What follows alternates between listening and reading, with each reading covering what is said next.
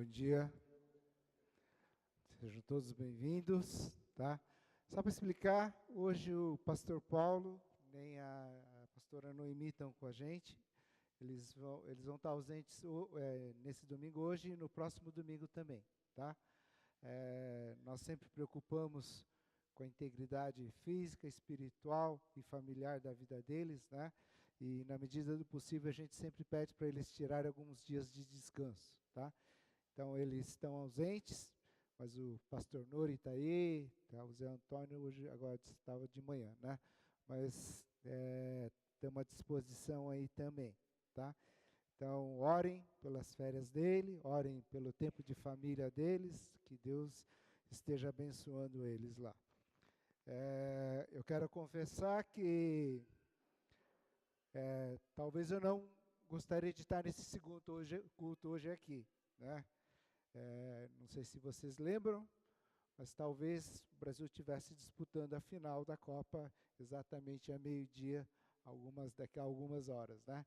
Então, na minha torcida, eu falava, olha, o Brasil vai estar na final e talvez o segundo culto não vai ter, mas estamos aqui, graças a Deus, né? Eu estava lembrando que a Miriam estava falando a respeito e pensando nessa música, né? Ninguém explica a Deus. Interessante, esse mesmo cientista que a Miriam comentou, que é o Marcus Eberlin, ele fala que dá muito mais trabalho não acreditar em Deus do que acreditar em Deus, tá? Então, para tudo, quando você não acredita em Deus, você tem que inventar uma teoria, né? Você tem que inventar algum fenômeno para explicar aquilo que está acontecendo. Mesmo essa explicação da Lua, quando ele falou sobre a criação da Terra e da Lua, ele explicou como é que é a teoria que existe para a existência da Lua, né? Que era uma coisa assim, era uma coisa muito, digamos assim, uma série de coincidências acontecendo para comprovar a teoria da existência da Lua quando você não acredita em Deus. Então, às vezes dá muito mais, ele fala que dá muito mais trabalho não acreditar em Deus do que acreditar em Deus. Esse Marcus Eberlin, nós estamos agora, só para adiantar algumas coisas que nós estamos pensando do nosso planejamento daqui para frente, tá? Em setembro nós vamos ter a oportunidade de trazer um pastor, que ele é psicólogo também, e ele vai passar uma tarde de um sábado conosco aqui. Ele vai falar sobre síndrome de pânico, depressão, uma série de coisas, né? Então, para vocês reservarem datas, o Marcus Eberlin, nós já fechamos com ele. Ele vai estar em abril conosco aqui na igreja num sábado também, tá? É uma palestra muito interessante, é legal ouvir. Tem uma outra pessoa que a gente está acertando para trazer, que é um coach também. Ele não é pastor, ele não é evangélico, mas ele tem uma abordagem muito legal sobre gerenciamento de pessoas. É uma pessoa que fala muito para empresas assim, né? E ainda nós não confirmamos, mas estamos tentando, e tudo isso sim faz parte daquilo que a gente pensa em termos de igreja, né? Em termos de pessoas, de relacionamento, de como lidamos com as pessoas, tá? Nós estamos falando esse mês, essa série sobre fé, encontrando a razão da nossa fé. E hoje nós vamos falar um pouco sobre fé e dúvidas, tá? O tópico de hoje, o tema de hoje, nós vamos falar sobre fé e dúvidas. E a primeira coisa que eu queria perguntar para vocês, que vocês pensassem, será que dúvida é pecado? Você ter dúvida, você acha que está pecando quando você tem alguma dúvida? Né? Eu queria dizer que a dúvida é saudável, tá? Assim como nós somos a criação, nós somos a imagem e semelhança do Senhor, e Deus nos criou também com a ira, né? Deus nos fez com a nossa raiva que nós temos às vezes, e a raiva a gente fala que é boa, a indignação que às vezes nós temos com alguma coisa que nós sabemos que não é correto, não é justo, não é verdadeiro, essa indignação é boa, tá? E da mesma forma, a dúvida é saudável também. Na criação de Deus, quando Deus nos fez a essa imagem e semelhança dele, Deus nos criou com essa capacidade ou esse sentimento de ter dúvidas também, tá? A gente encontra exemplos na Bíblia, mesmo se você pensar na vida de Abraão, quando Deus disse a Abraão que de Abraão, da família dele, né, iria surgir uma grande nação, existe um momento que Abraão e Sara duvidaram de Deus, tá? Quando Abraão e Sara chegaram, digamos, na velhice e não tendo talvez condição de ter filhos, eles duvidaram de Deus. E Abraão achou que essa grande nação, a descendência dele, iria vir de um filho, de uma pessoa que trabalhava para ele, de um homem que era funcionário dele, de alguém que Abraão tinha um sentimento de filho. Mas Deus disse: não, Abraão, a sua descendência vai vir de você, tá? Mais tarde, a Sara não tinha condições de ter filho. Abraão achou que a descendência dele, então, essa grande nação, iria surgir a partir de uma funcionária, de uma mulher que trabalhava para sua esposa Sara, tá? Que ela podia engravidar e ela podia ter filho. Mas Deus disse: não, Abraão, a descendência que eu vou te dar vem de você e de Sara, né? E mais tarde é que aparece o Isaac na Bíblia, tá? Mas nem por isso, nem por toda essa dúvida que Abraão e Sara tiveram da promessa de Deus, Deus condenou, ou Deus ficou triste com aquilo que estava acontecendo com Abraão, né?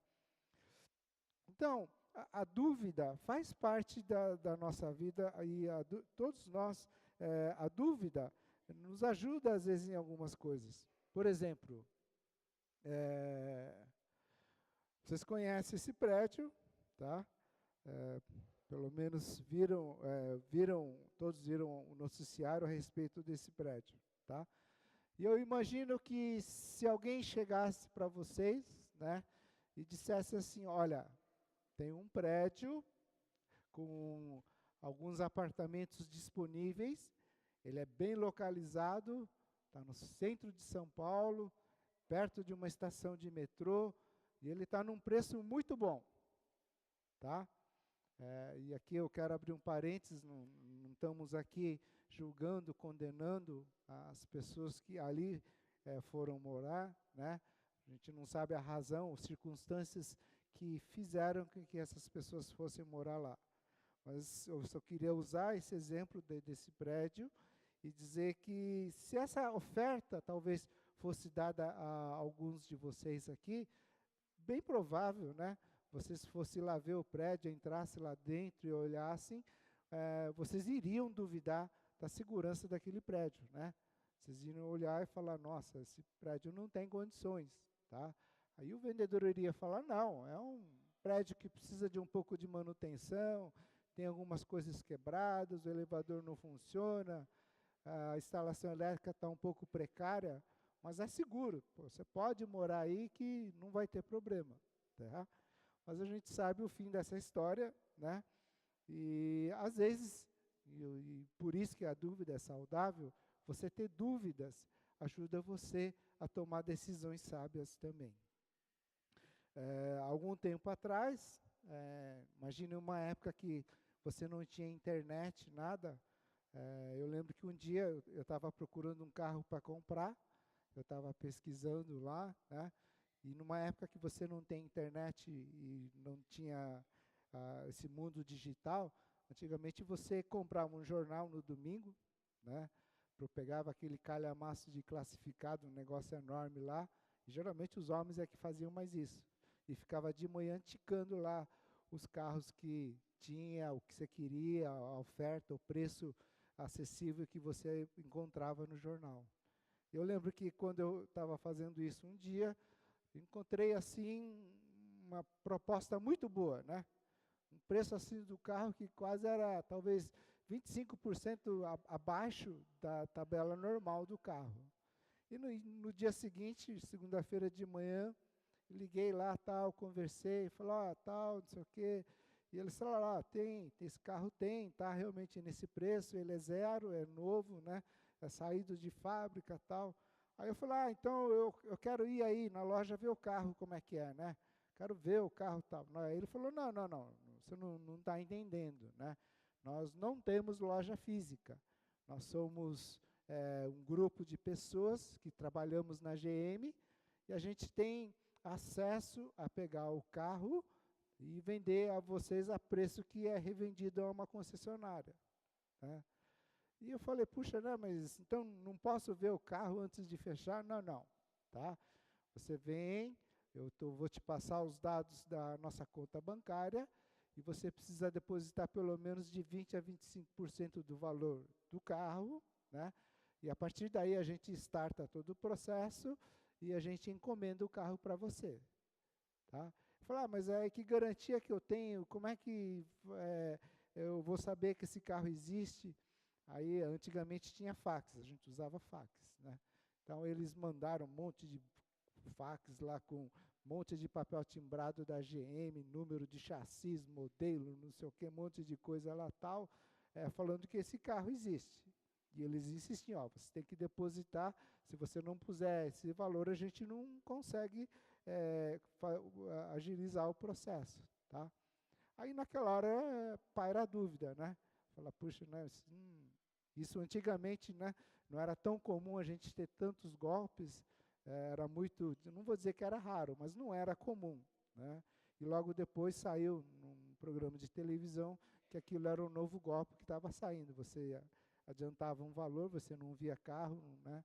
E era até verdade que depois de uns dias eu liguei de novo para essa loja, quando eu falei que não ia fechar, eu liguei nesse número, esse número ninguém mais atendia já, tá?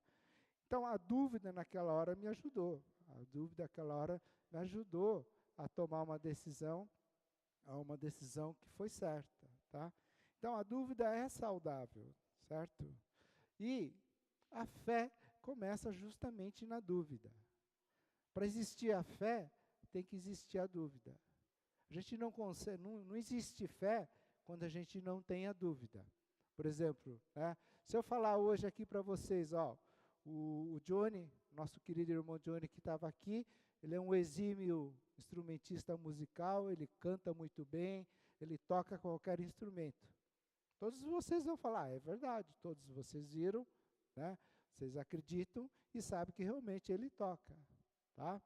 Mas agora vamos pegar o nosso querido irmão Alan lá, tá? Agora vai ser o Alan, né? Se eu chegar e falar, o Alan, ele toca qualquer instrumento, ele toca teclado muito bem, canta melhor que qualquer cantor profissional, muita gente vai duvidar, né? Talvez vai precisar ter muita fé para acreditar que o Alan faz isso. Perdão, viu, Alan? Tá? Mas então, a fé, ela começa nas nossas dúvidas. Se você não tem dúvida, você não tem fé. Tá? Não precisa ter fé. Mas a fé começa nas nossas dúvidas. Tá? Só que a nossa fé tem que ser maior que as nossas dúvidas também. Ok? Tiago capítulo 1, versículos 6 a 8, ele diz assim, peça, porém, com fé, sem duvidar, pois aquele que duvida é semelhante à onda do mar, levada e agitada pelo vento. Não pense tal pessoa que receberá coisa alguma do Senhor, pois tem mente dividida e é instável em tudo que faz.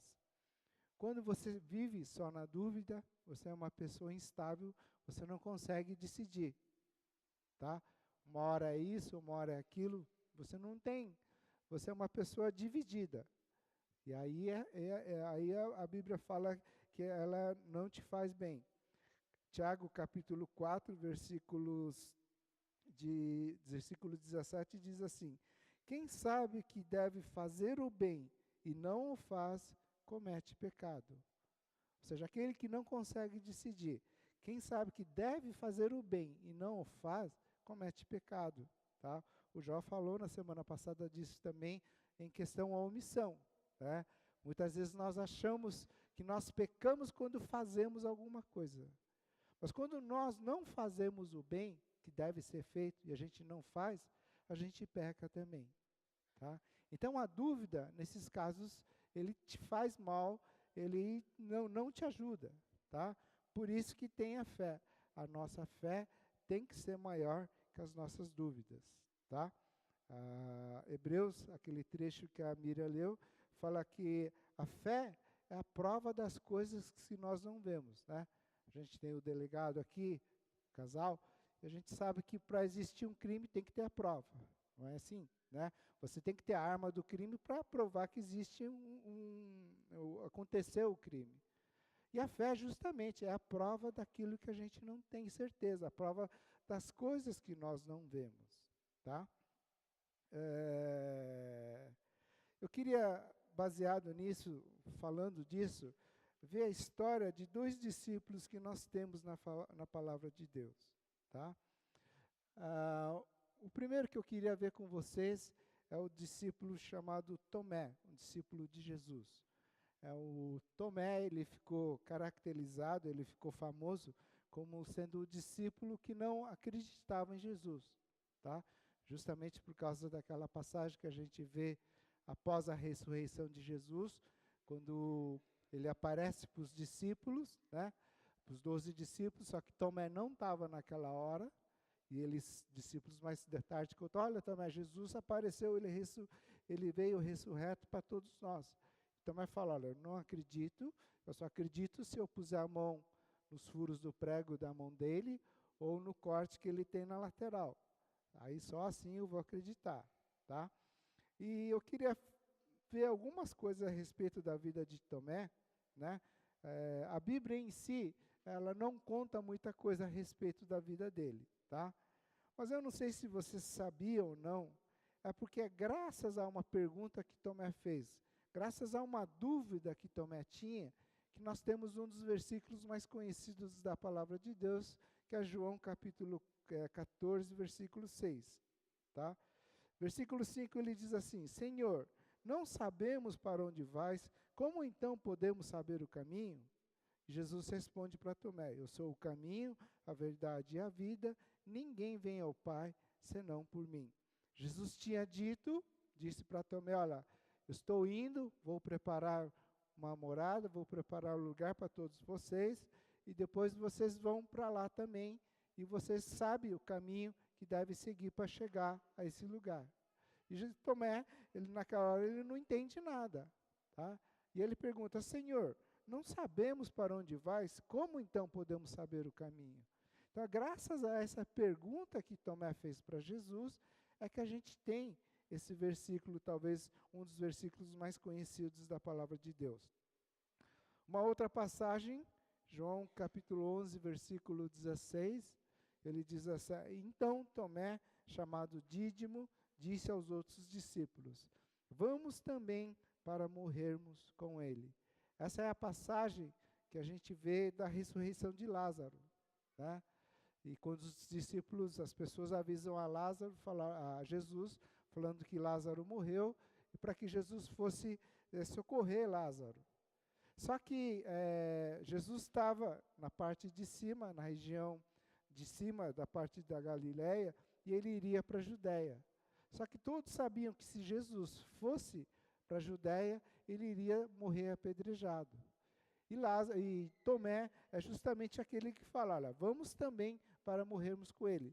Se Jesus vai morrer apedrejado, vamos junto com ele, eu não vou abandonar Jesus. Ele não tinha dúvida de quem era Jesus, tá?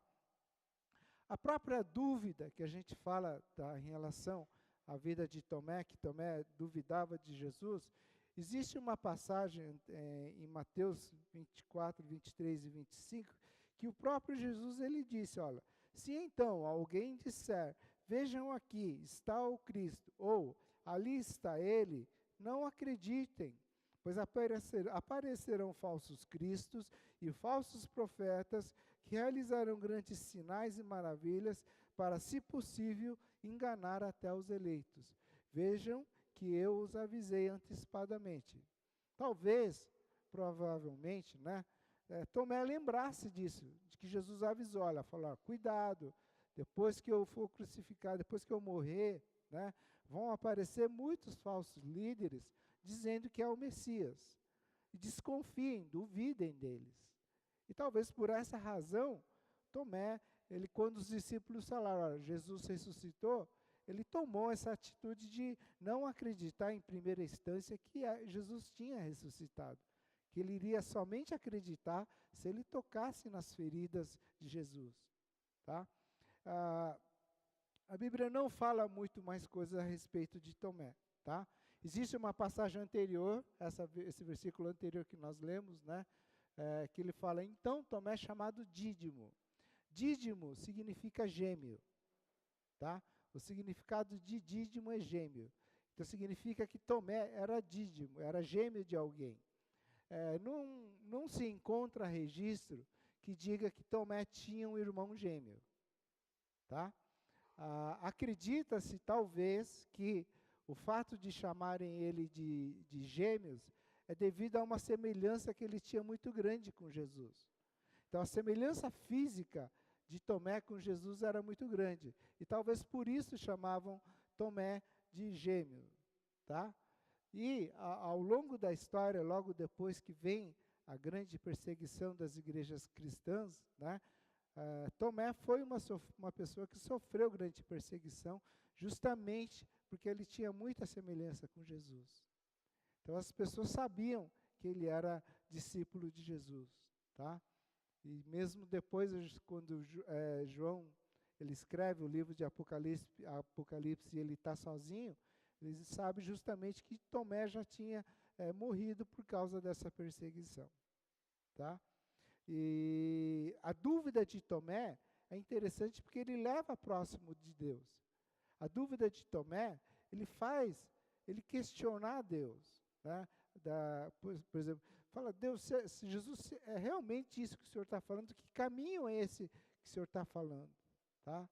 E a gente fala, né, para os nossos filhos, fala, olha, você não entendeu, você pergunta para o professor, né? Não traz a dúvida para casa querendo que a gente resolva. Então, não entendeu? Pergunta para o professor. Então, na dúvida, a gente tem que perguntar. Então, na dúvida, realmente, Tomé, ele perguntava para Jesus aquilo que ele não entendia. Tá? Então, às vezes, nas nossas dúvidas, nós temos que falar com Deus. Deus, eu não estou entendendo o que o Senhor está falando. O Senhor quer realmente que eu faça isso? O Senhor quer realmente que eu decida isso? Tá? E Deus vai responder. Tá? As nossas dúvidas são dúvidas que a gente leva para Deus justamente porque é a partir daí que nasce a nossa fé também. Fé não é somente crer. Fé é crer e obedecer. Tá? Em Tiago, ele fala que até o diabo crê em Deus. Então não basta somente crer. Fé é crer e obedecer. Tá? Você sabe que eu acredito, eu assim, tenho certeza que entre nós, entre vocês aqui hoje, que existem muitas pessoas que têm mais fé do que alguns discípulos de Jesus. Embora vocês não tenham vivido, não tenham presenciado os milagres que Jesus fez, que vocês conheçam Jesus através da palavra de Deus, daquilo que vocês vivenciam com Jesus, tá? A fé de vocês é maior que alguns dos discípulos de Jesus. Tá? Eu queria falar também de um outro discípulo, que é Judas Iscariotes. Judas é famosa a história de Judas, muitos de vocês conhecem, como o discípulo que traiu Jesus, né? Que vendeu, entregou onde Jesus estava por 30 moedas de prata. Tá? Eu queria ler uma passagem, está em Evangelho de João, capítulo 13, do versículo 21 a 29. Se você gosta de abrir a Bíblia escrita, pode abrir em João, capítulo 13, versículo 21 a 29. Senão a gente pode ler aqui na tela. Ele diz assim: depois de dizer isso, Jesus perturbou-se em espírito e declarou. Isso significa que Jesus, naquela hora, ficou incomodado. Tá? Alguma coisa incomodava no coração de Jesus e ele tinha que falar. Digo que certamente um de vocês me trairá. Seus discípulos olharam uns para os outros, sem saber a quem ele se referia. Um deles, o discípulo a quem Jesus amava, estava reclinada ao lado dele. Simão Pedro fez sinais para esse discípulo, como a dizer: pergunte-lhe a quem ele está se referindo. Inclinando-se esse discípulo para Jesus, perguntou: Senhor, quem é? Respondeu Jesus: aquele a quem eu der este pedaço de pão molhado no prato. Então, molhando o pedaço de pão, deu-o a Judas Iscariotes, filho de Simão. Tão logo Judas comeu o pão, Satanás entrou nele. O que você está para fazer, faça depressa, disse-lhe Jesus. Mas ninguém à mesa entendeu porque Jesus lhes disse isto. Visto que Judas era o encarregado do dinheiro, alguns pensaram que Jesus estava lhe dizendo que comprasse algo para a festa ou que desse aos pobres. Essa é uma das passagens, talvez uma das que a gente conhece, né? Relatando a passagem sobre a vida de Judas. Mas quem era Judas? A gente tem algumas coisas que a gente encontra na palavra de Deus. Primeiro, Judas era discípulo de Jesus. Judas era um dos 12 escolhidos por Jesus. Tá? Se você lê no começo do Evangelho de Marcos, né, você vai ver que lá ele fala que Jesus, antes de escolher os 12, ele passou a noite inteira orando. Então Judas não foi um tiro no escuro. Tá? Judas não foi uma tentativa de discípulo. Não foi alguém que Jesus falou assim, eu acho que Judas leva jeito para ser discípulo. Vamos arriscar com ele. Né? Ou Judas não foi alguém que Jesus olhou e falou, olha, acho que Judas tem um certo perfil que dá para ser discípulo de Jesus. Não. Jesus, antes de escolher Judas, ele passou a noite inteira orando. Jesus, ele escolheu Judas realmente para ser discípulo de Jesus. Outra coisa, Judas era o único que não era galileu. Tá? A parte de cima, que é a região da Galiléia, era conhecida como onde estavam os homens assim mais iletrados, aqueles que não tinham condição de estudar, aqueles que não tinham acesso à cultura. Tá? Por isso que os galileus, a gente encontra pessoas como Pedro, que era pescador. Tá? E a parte de baixo da Palestina era onde estavam realmente as pessoas que tinham acesso à cultura, à leitura, à ciência. Então todos os discípulos, todos os 11 discípulos, eles são da região da Galiléia. E somente Judas era da parte de sul da Palestina. Tá? Então ele era alguém culto, ele não era alguém, digamos assim, bronco assim. Tá? Judas era alguém culto, com habilidades, e por isso ele foi escolhido para ser o tesoureiro da turma. Ele ia administrar toda a parte financeira de todos os discípulos de Jesus. Tá? Ele tinha habilidades, ele tinha conhecimento, tinha cultura. E por isso ele foi escolhido para ser o tesoureiro. Judas tinha a confiança dos demais discípulos. Ninguém suspeitava que Judas iria trair Jesus. Se vocês lembram dessa passagem que nós vemos agora, logo depois que Jesus ele molha o pão no vinho e entrega para Judas, mesmo assim ninguém suspeitou de Judas. Tá? Eles acharam que Judas estava saindo, por quê? Porque tinha que comprar alguma coisa para a refeição deles, dos discípulos, ou que Judas estava saindo porque Jesus queria que ele comprasse alguma coisa para dar aos pobres. Então era alguém, momento algum, eles suspeitavam que Judas era aquele que podia trair Jesus. Tá? E outra coisa, Judas é alguém que viveu 3 anos com Jesus. Judas, ele estava, na ocasião que Jesus multiplicou os pães e peixes e alimentou aquela multidão, Jesus falou, olha Judas, pega esses pães e peixes e distribui para todo esse povo. Tá? Judas estava dentro do barco, quando o mar ficou agitado, né, e todos começaram a temer. Judas estava dentro daquele barco, e ele viu Jesus acalmar a tempestade. Judas estava no barco quando Jesus andou sobre o mar, e quando Pedro andou sobre o mar também. Tá? Judas, ele viu Jesus ressuscitar Lázaro. Ele viu Jesus ressuscitar um menino também. Mas apesar de tudo isso, né, ele foi alguém que traiu Jesus. Então, às vezes a gente fala, olha, se eu pudesse presenciar um milagre, né, se eu visse Deus fazer um milagre na minha frente, ou se alguma coisa de extraordinário acontecesse, a minha fé ia ser inabalável. Tá? Mas a experiência que Judas teve com Jesus, de viver 3 anos, né, talvez é uma coisa que qualquer um de nós desejássemos, tá, presenciar tudo isso com Jesus, embora Judas tivesse presenciado tudo isso, ele não foi suficiente para a fé dele. Tá? Então, o que a gente entende que não basta somente a gente saber de Jesus. Não basta somente a gente ter conhecimento teórico de Jesus. Não basta somente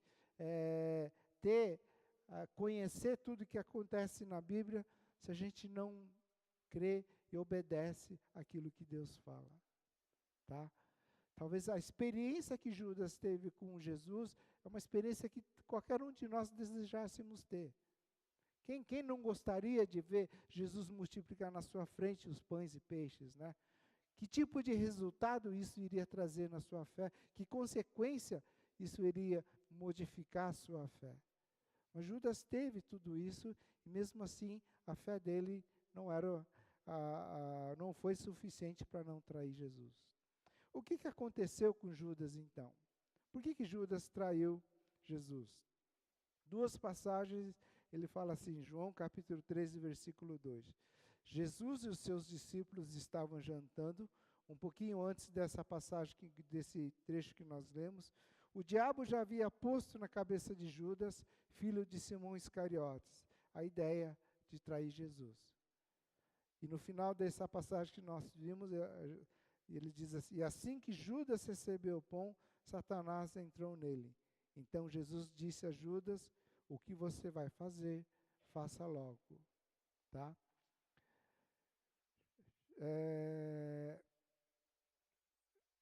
Judas, ele deu brechas para o inimigo agir na vida dele. Tá?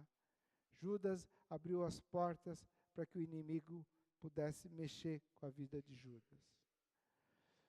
Se vocês lembram bem, naquela passagem que nós lemos sobre quando Maria derrama aquele perfume caro aos pés de Jesus, tá? E Judas, naquela hora, ele fala, que desperdício esse, se tivesse pego esse dinheiro, poderia dar aos pobres e tal. Né? Mas naquela hora ele já tinha um coração, que era esse amor que ele tinha ao dinheiro. O problema não era o dinheiro, o problema era que o amor que ele tinha a esse dinheiro. Tá? E naquela hora, Judas já roubava dentro, ele sendo tesoureiro, ele roubava da finança dos discípulos. Tá? E o problema maior não é assim que ele somente roubava, mas ele não se arrependia disso. Ele não confessava, ele nem resolvia com Deus esses problemas que ele estava cometendo. Tá? Então, pecados ou falhas, né, a gente comete diante de Deus. Tá? Mas quando a gente não resolve, a gente não acerta isso com Deus, a gente deixa portas abertas para o inimigo. E o erro de Judas foi justamente esse. Ele roubava, mas em momento algum ele conseguiu resolver, acertar isso, confessar diante de Deus. E quando a gente não acerta, a gente não resolve as coisas diante de Deus, a gente deixa portas abertas, a gente deixa brechas para que o inimigo trabalhe na nossa vida. Tá? E Judas deixou essa brecha. Por isso que ele fala nessas 2 passagens, que o diabo já havia posto na cabeça de Judas, o filho de Simão, a ideia de trair Jesus. Né?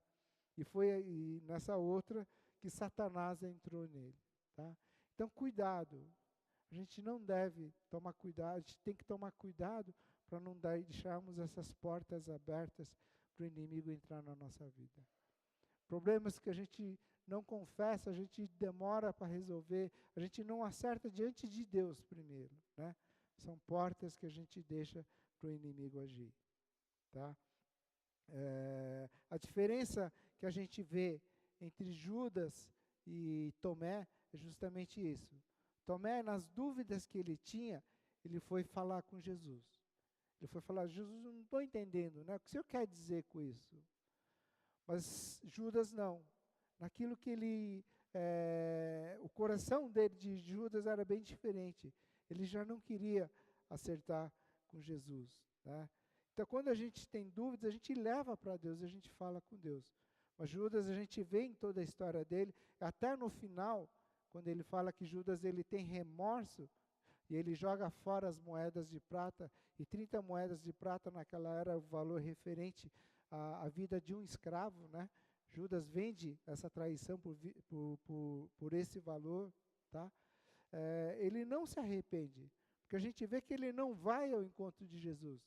Muito pelo contrário, ele joga as moedas, devolve as moedas e ele foge, tá? Mas Tomé foi diferente. Ele sempre, quando ele tinha alguma coisa, alguma dúvida, ele ia em direção a Jesus, tá? E eu queria terminar essa palavra com um versículo que é justamente talvez o tema da nossa série, que é 1 Pedro, capítulo 3, versículo 15 e 16. E ele diz assim: antes santifiquem Cristo como Senhor em seu coração. Estejam sempre preparados para responder a qualquer pessoa que pedir a razão da esperança que há em vocês. Contudo, façam isso com mansidão e respeito, conservando boa consciência, de forma que os que falam maldosamente contra o bom procedimento de vocês, porque estão em Cristo, fiquem envergonhados de suas calúnias. Essa passagem ele fala para a gente estar preparado para explicar a razão da nossa fé, tá? E às vezes nós temos que ter muito mais. A gente acha que precisa ter fé para fazer curas, a gente acha que precisa ter fé para fazer milagres, às vezes a gente acha que ter fé para ter revelações de Deus, né? Mas a gente precisa muito mais fé, às vezes, para acreditar e confiar e saber que Deus nos perdoa de alguma coisa que nós fizemos. Talvez uma coisa que dentro do nosso coração, dentro da nossa consciência, a gente aceite e entende que alguém possa perdoar. Mas a gente tem que ter fé, né, para saber que Deus perdoa as falhas que a gente comete. Existe uma ilustração muito interessante que diz assim: imagine que você recebeu um prêmio, um cupom, tá? Ele te dá direito a um jantar muito caro, especial, num restaurante muito caro, tá? E você vai com você e sua família, e você tem esse cupom que ele tem todas as despesas pagas. Você vai nesse jantar, ele senta, você almoça, come, janta com a sua família, todos lá, e no final você chega assim e você fala para o garçom: olha, eu quero pagar a conta. O garçom fala: não, o senhor ganhou esse cupom, o senhor não precisa pagar a conta. E você insiste: não, eu quero pagar a conta, eu acho que eu tenho que pagar a conta. Mas a pessoa fala: não, esse cupom dá direito a você de ter essa oportunidade, ter esse jantar especial. E você insiste e você não aceita que você tem esse cupom que te dá direito a esse jantar. Às vezes você não entendeu o perdão, é a mesma coisa assim, tá? Imagine que Deus te deu o perdão, mas às vezes dentro da gente a gente não consegue perdoar alguma coisa que nós fizemos. E a gente tem que ter fé, né, de que Deus perdoa, pelo amor e pela graça dEle, que nós somos perdoados por Ele. A gente tem que ter fé, às vezes, para resolver alguma pendência que a gente tem com algum irmão, com alguma outra pessoa, com algum familiar também. A nossa fé não é a fé que Deus incentiva e fala na Bíblia, não é a fé somente de fazer esses milagres, mas é a fé do que a gente tem no nosso dia a dia, de a gente sempre ter comunhão com as pessoas que nós temos próximos de nós. E a gente faz, e a gente tenta fazer reparar isso, é pela nossa fé, né? É isso que faz a gente acreditar que Deus agrada, Deus se contenta, Deus fica feliz com isso que nós estamos fazendo, tá? A gente tem que ter fé, e a nossa fé a gente precisa para quando você está falando para alguma pessoa que não conhece a Jesus, você está testemunhando, e dizer que Deus pode realmente resolver os problemas da pessoa. Às vezes a gente ouve, né, as histórias das pessoas assim, as pessoas abrem o coração e contam para a gente gente fala, nossa, o problema da pessoa é tão grande que acho que nem Deus vai resolver a situação dele, tá? Mas a gente tem que ter fé, acreditar que quando você está falando de Deus para essa pessoa, Deus de alguma forma, Ele vai transformar, mudar e resolver o problema dessa pessoa. A gente precisa de ter fé para isso. A gente tem que ter fé, a gente tem que saber explicar a razão da nossa fé. A gente tem que estar sempre preparados para saber explicar por que você crê em Deus. A nossa fé é uma fé proativa, tá? Hoje todos nós, e tudo favorece cada vez mais para a gente ser mais acomodado, né? Mas cada vez mais as pessoas são menos proativas. E essa fé justamente é uma fé proativa, né? Quando Jesus disse, olha, com a sua fé você pode transpor barreiras, transpor montes, né? Jesus não estava dizendo que a sua fé ia passar um monte daqui para o outro lugar. Mas ele falava e ele estava dizendo que a sua fé é proativa, que a sua fé é capaz de resolver qualquer problema do tamanho de um monte. Né? Essa é a nossa fé, essa é a fé que a palavra de Deus fala. Uma fé proativa. Tem tanta coisa acontecendo aqui fora, né? Tem tantas coisas acontecendo e mudando, tá? E essa fé, a fé que Deus fala, é a fé que a gente tem que enxergar essas mudanças, né?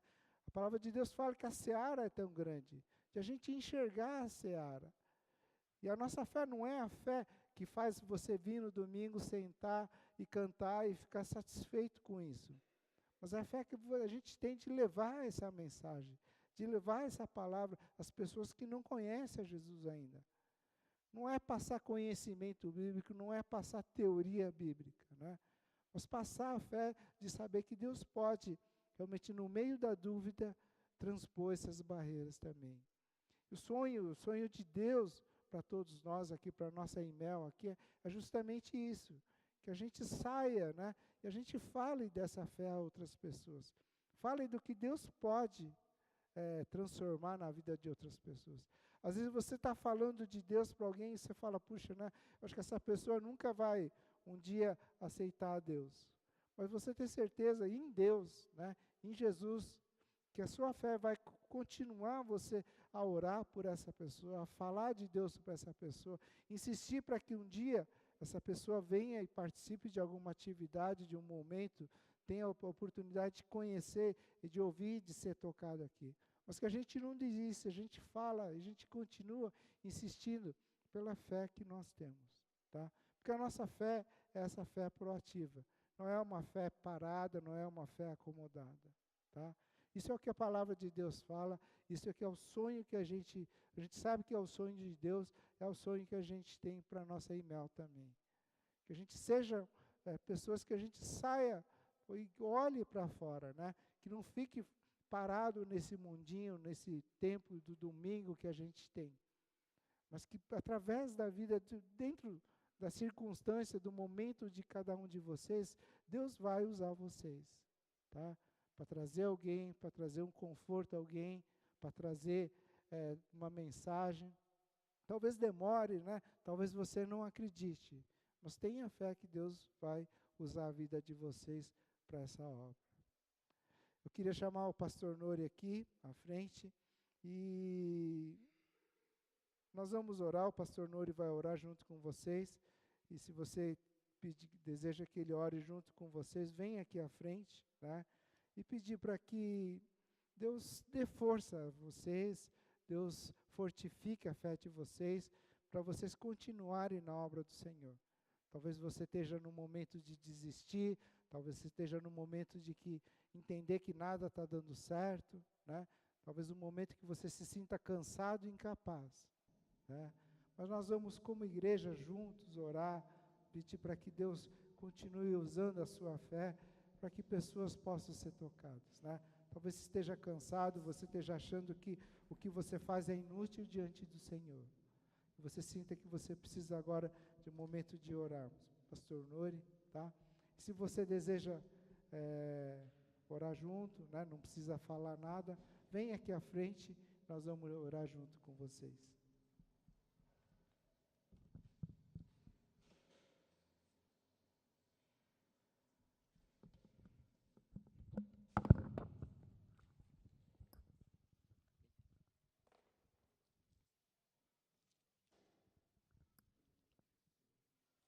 Qual é a razão da nossa fé?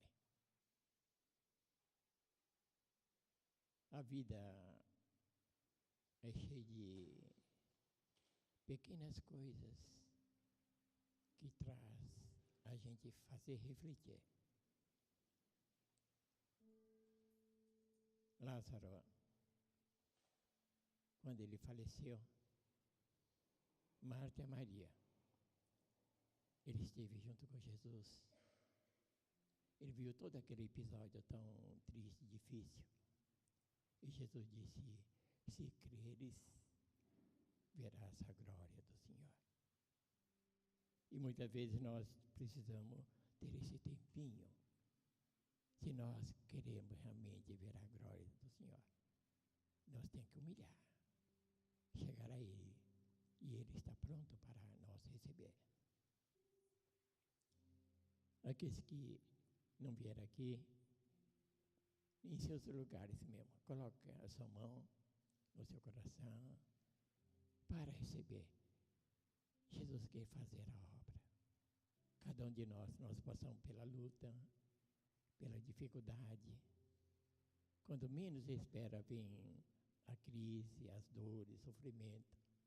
E cada um de nós abraçamos coisas impossíveis. Será que é isso mesmo? Um dia desses eu estive no hospital, eu estive com essa pessoa e perguntei, como está a sua vida? Essa pessoa caiu a ficha. Ele começou a chorar, chorar, chorar. Senhor, eu preciso entregar minha vida. Prontamente ele entregou. Teve um momento oportuno de receber essa graça. 4 meses depois ele faleceu. E assim, Jesus faz convite a cada um de nós, que nós precisamos estar preparados para a vida e para a morte. Vamos curvar então nossas cabeças e vamos orar ao Senhor. Senhor Jesus, damos graças, porque o Senhor veio até nós para dar a vida. Quando o Senhor esteve entre nós, quantas e quantas vezes o Senhor abordou com pessoas de diferentes níveis, pessoas de problemas, dores, dificuldades. E Jesus sempre estava atento a cada pessoa nas suas necessidades. E Ele curou, Ele libertou, Ele fez grandes maravilhas. Mas mesmo assim, entre nós, os seus discípulos também ainda pairou dúvida. No caso do Tomé, andou 3 anos juntos. Ele viu tantas maravilhas fazendo, mas na ressurreição de Cristo, ele duvidou. Assim como aconteceu com Judas Iscariotes. Ah, Pai, traição, que embarcou a sua vida, a sua trajetória triste. Senhor, faça com que nós também agora, nós despertemos para a vida. Qual é o propósito, a razão da nossa fé, se nós estamos aqui hoje? Nós precisamos, Senhor, de Ti. A Tua palavra diz, sem mim, nada podemos fazer. É verdade, Senhor. Nós queremos ver a tua glória, mas nós temos que profetizar a nossa fé em ti. Ajuda-nos, Senhor, e faça com que nós possamos entender bem a razão da nossa fé. Mas a palavra diz, a fé é a certeza daquilo que esperamos e a prova das coisas que não vemos. Pela fé entendemos que o universo foi formado pela palavra de Deus, que o invisível veio a existir e as coisas que não aparecem. Oh, Senhor, quão maravilhoso tu és. Assim como o apóstolo João, na visão do trono, ele viu e disse, tu és digno, Senhor, Deus nosso, de receber a glória, a honra e o poder, porque todas as coisas tu criaste e vieram a existir e foram criadas. Assim faça-nos cada um de nós como a pessoa a quem nós gostaríamos que fosse em ti, Senhor. E assim, agora nós estamos apresentando diante do Senhor essas pessoas que veio aqui à frente, Senhor. E outros que estão com as suas mãos dadas no seu coração, na profundeza do seu ser. Oh, Senhor Jesus, visite cada um individualmente, pessoalmente. Sonde o coração de cada um de nós, Senhor. E veja se existe algum pecado, alguma coisa que entristece ao Senhor. Se essas pessoas também existe as suas dores, sofrimento, a necessidade, ó Senhor, visite e supre todas as suas necessidades.